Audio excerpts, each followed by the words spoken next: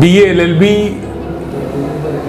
का 6 बैच नेहरू ग्राम भारती विश्वविद्यालय में एक बड़ा बैच था। इसमें प्रवेश भी अधिक हुए थे और मैक्सिमम स्टूडेंट्स क्लास अपीयरेंस में रहना, एक्टिविटीज़ में पार्टिसिपेट करना।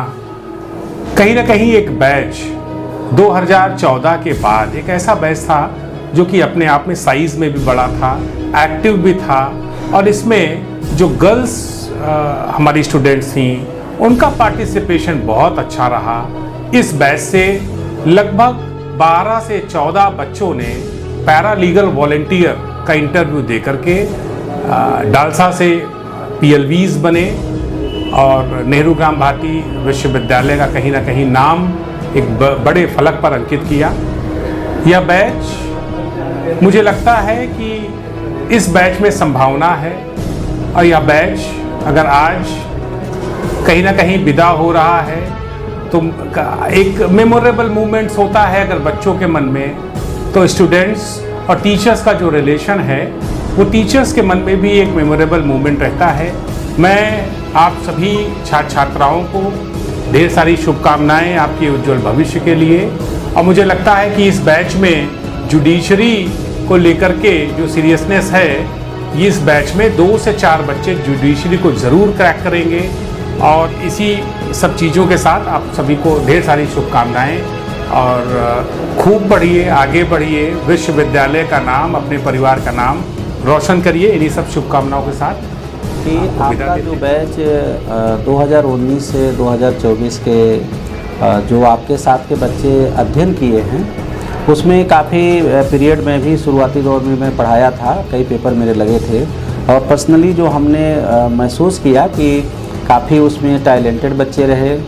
और जैसे कि मान लीजिए इंग्लिश मीडियम में हीना हैं, आप हैं और सचिन हैं, ओमकार हैं, सुधीर हैं, ये लोग जो है हमारे सब्जेक्ट को लेके भी काफ़ी मतलब सजग रहा करते थे लोग, रेगुलर आना भी रहता था और विषय के प्रति काफ़ी रुचि भी आप लोगों में हमने देखने को मिला। और समय समय पे आप लोगों को भी याद होगा कि जब भी हम लोग पढ़ाते थे, खासकर मैं पढ़ाता था, तो खासकर सब्जेक्ट के अलावा भी कई जगहों पे कई चीज़ें बताते हुए कैरियर के बारे में भी कई बार हमने अवेयरनेस करने का प्रयास किया।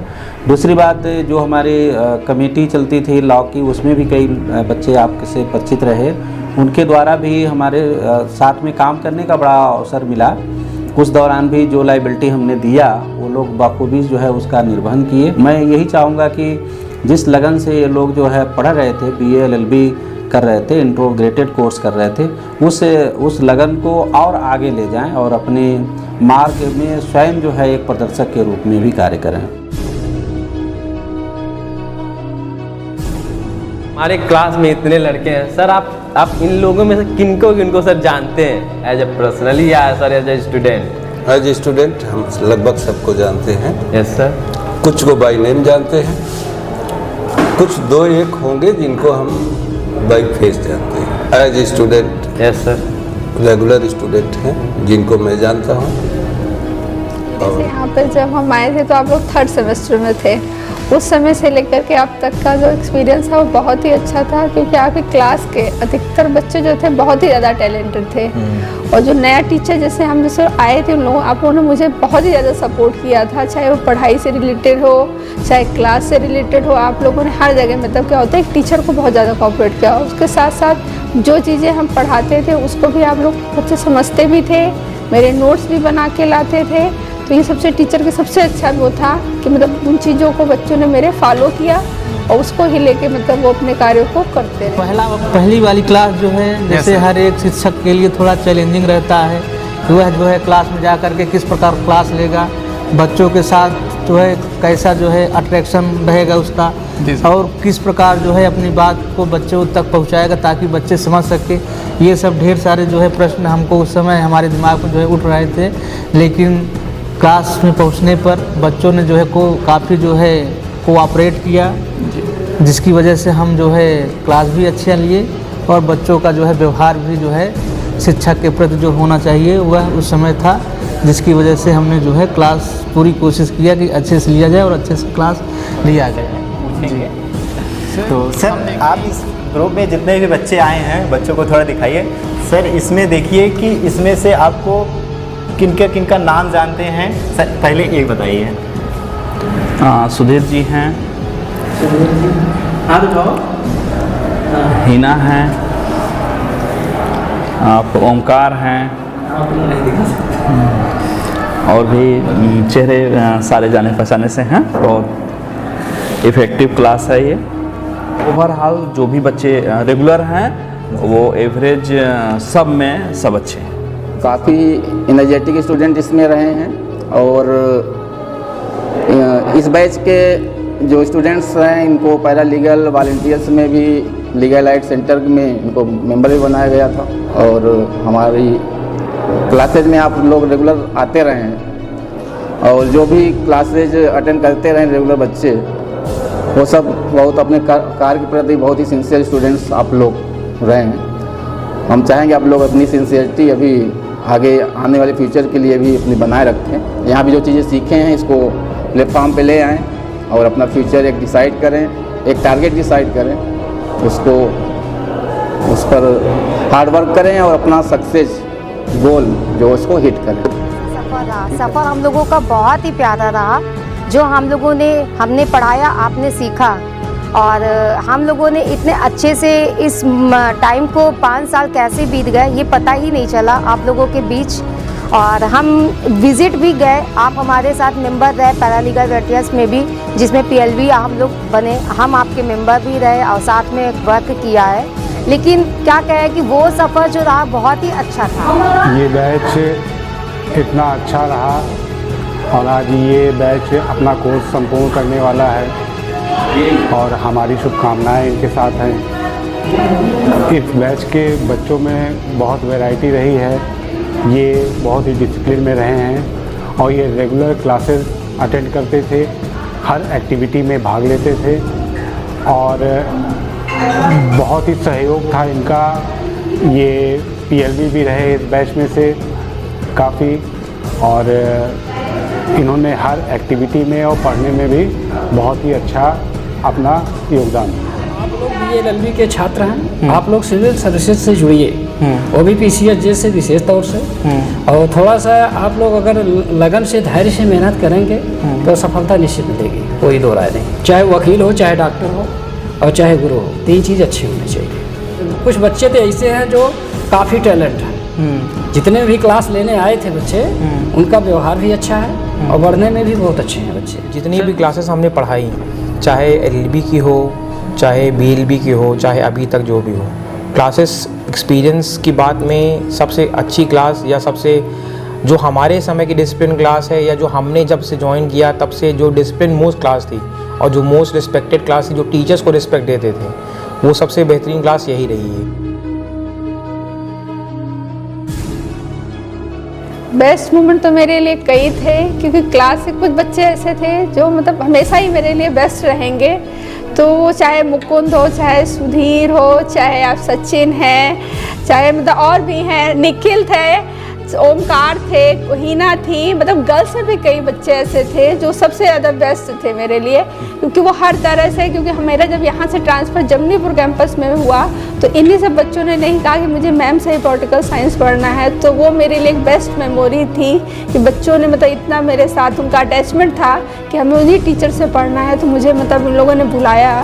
फाइनली एक नहीं होती, मेमोरीज कई होती हैं हमेशा से। जितनी सबसे हमने यहाँ से ज्वाइन किया है सन 2020 से लेकर के अब तक, शायद आप लोगों का जो हमारा टीचिंग का एक्सपीरियंस था वो पहला बैच था, चाहे ऑनलाइन हो चाहे ऑफलाइन हो, क्योंकि as a student and as a teacher हम जब यहाँ थे और जब से यहाँ हैं तब से ही ये क्लास से हमारे एकदम करीब रही है। ये क्लास के स्टूडेंट जो भी रहे हैं हमारे एकदम करीब रहे हैं। हमने LLB में पढ़ाया, LLB में भी अटैचमेंट्स हमारी रहीं, BLB में भी हमने 9 सेमेस्टर पढ़ाया, 10 सेमेस्टर पढ़ाया, उसमें भी काफ़ी खासकर अटैचमेंट जो 9 सेमेस्टर जो आप लोग 10 सेमेस्टर जो अभी की है, जब से ज़्यादा अटैचमेंट हमारी इन्हीं से रही है, आप ही लोग से रही है।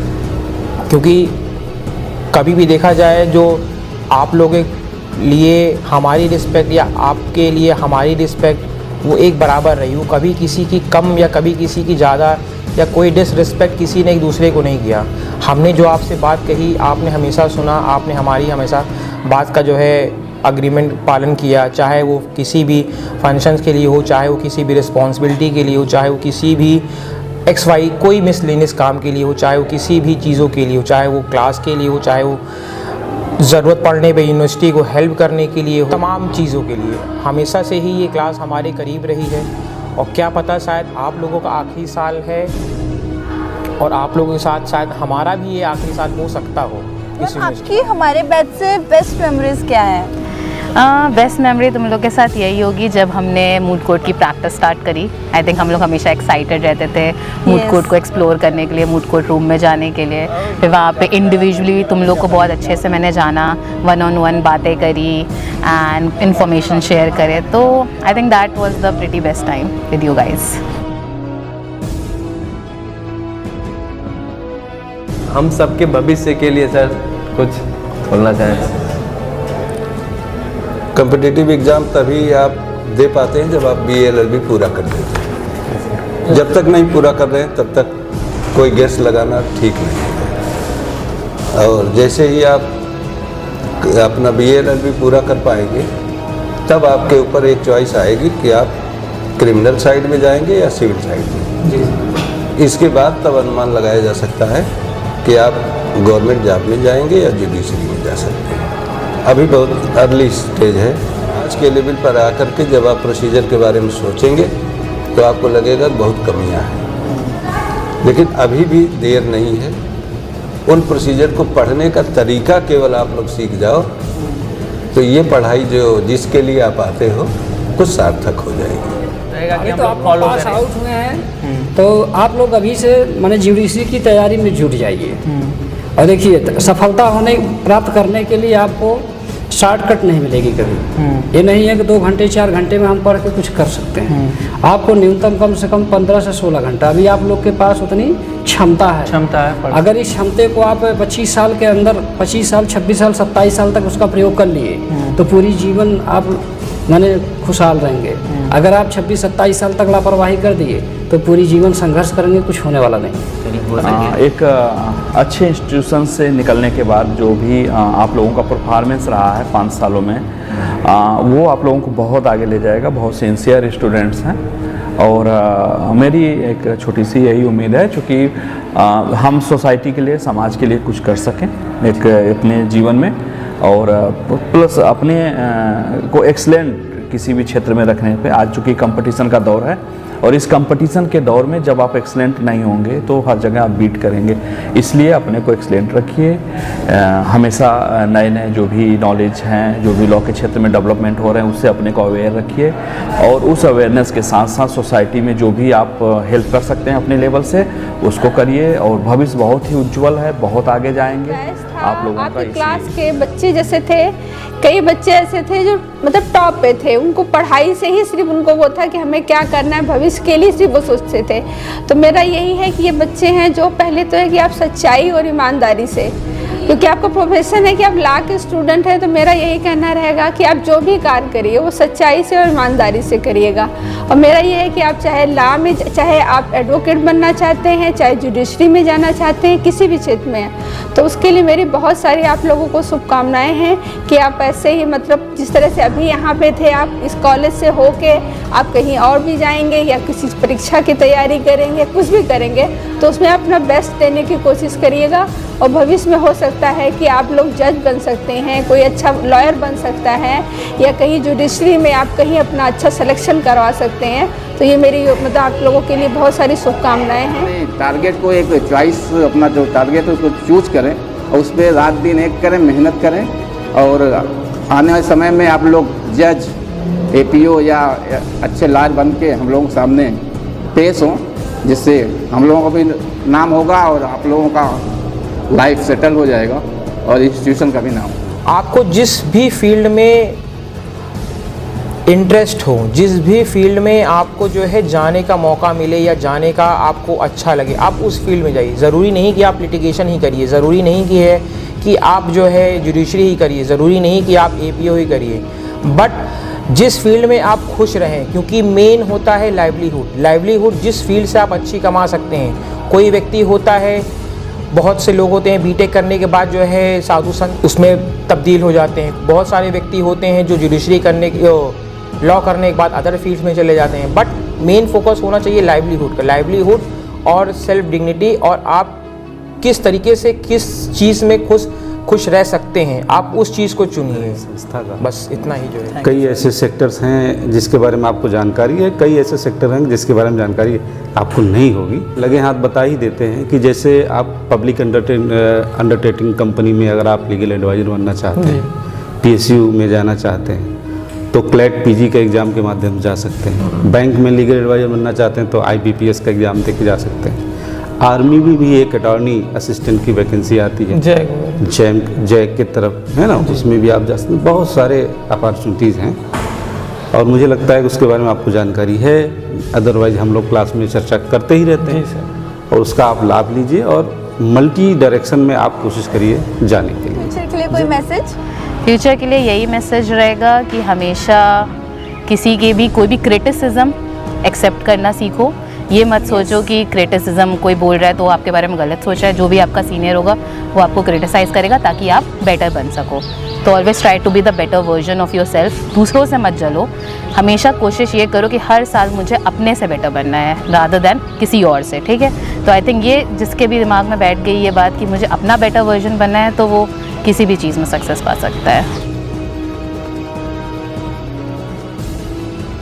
देखो, इम्प्रूवमेंट आपको अपने पर्सनल लेवल पे करना है, आपको अपने एकेडमिक्स लेवल पे करना है, आपको अपने प्रोफेशनल लेवल पे करना है। तमाम लेवल्स पे इम्प्रूवमेंट होती हैं। पर्सनल लेवल पे इम्प्रूवमेंट आपको अपने ह्यूमैनिटी पे करनी है, आपको अपने मोरालिटी पे करनी है।